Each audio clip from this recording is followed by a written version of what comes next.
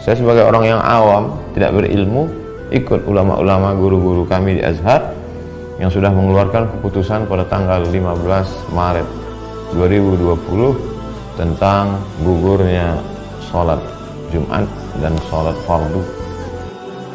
Himbauan dari pemerintah untuk kita tidak mendatangi atau mengadakan acara-acara yang berkerumunan manusia yang banyak,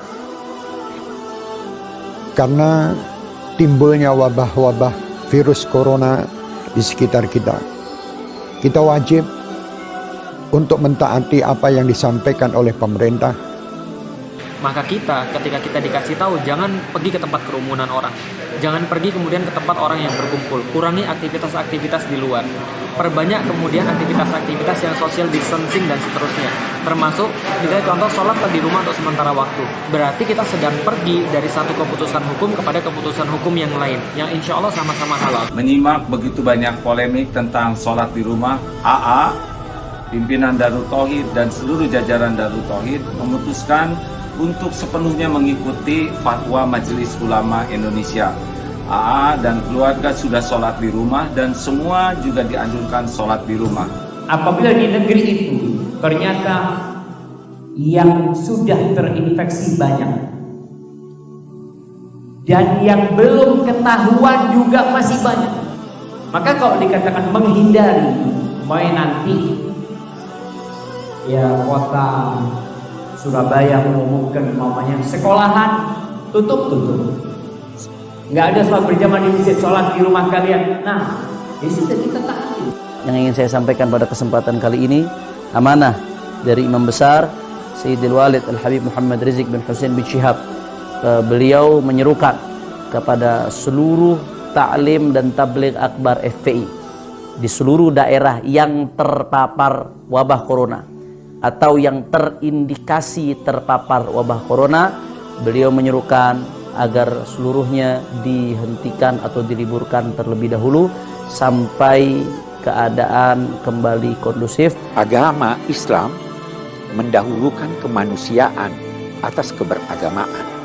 Karena itu tidak heran fatwa ulama-ulama menyatakan bahwa tidak wajib untuk melaksanakan sholat Jumat demi menjaga keselamatan jiwa manusia. Sesuai dengan petunjuk medis, petunjuk para pemerintah, mari kita ikuti.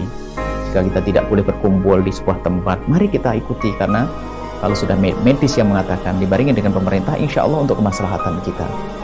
Jangan lagi mengadakan kumpul-kumpul untuk sholat berjamaah di masjid maupun sholat Jumat, karena penyebaran virus COVID-19, virus corona itu tidak kebanyakan kasus orang yang mengidap virus corona tidak menunjukkan gejala apapun. 85% tidak menunjukkan gejala apapun.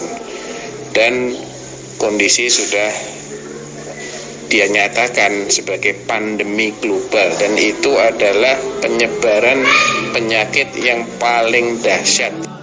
Hafizahullah, misalnya dilarang mengadakan acara-acara keramaian, ya sudah kita taat. Ya, kalau ternyata masjid tidak boleh datangi karena terbukti terjadi banyak virus corona, ya sudah, tidak usah datang. Mengurangi mobilitas, social distancing, hindari kerumunan massa, hindari keramaian, cukup berada di rumah kecuali ada darurat yang sangat mendesak. Kata mereka virus corona itu konspirasi Dajjal. Buktinya MUI Majelis Ulama Indonesia mengeluarkan semacam fatwa atau himbauan untuk menutup masjid. Tapi mal-mal, PT-PT, tempat hiburan dan maksiat kenapa tidak ditutup? Kenapa masjid aja? Kata mereka begitu, saudara. Maka saya jawab, dungu.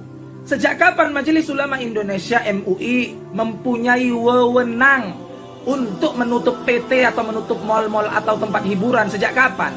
Kau suruh yang punya PT, yang punya mal itu menutup mal mereka dan menutup PT-PT mereka. Dalam keadaan darurat dan semua orang memandangnya darurat, sejalan juga dengan protokol dari pemerintah, maka ibadah sholat itu dapat dilakukan di rumah masing-masing. Termasuk untuk sholat Jumat bisa diganti dengan sholat zuhur. Dan saya juga menghimbau kepada pemuka-pemuka di agama lain, saudara-saudariku sebangsa dan setanah air, ya, agar sama-sama kita bersinergi menyampaikan kepada umatnya, menyampaikan kepada masyarakat juga dalam bawah binaan dan bimbingannya, agar senantiasa bisa menjaga diri, kesehatan sesuai dengan instruksi yang kita dapati, dan bisa menyatukan kita dalam suasana kebangsaan yang utuh, baik, dan semoga Allah membebaskan kita dari wabah COVID-19 ini dan memberikan hikmah-hikmah terbaik kepada kita.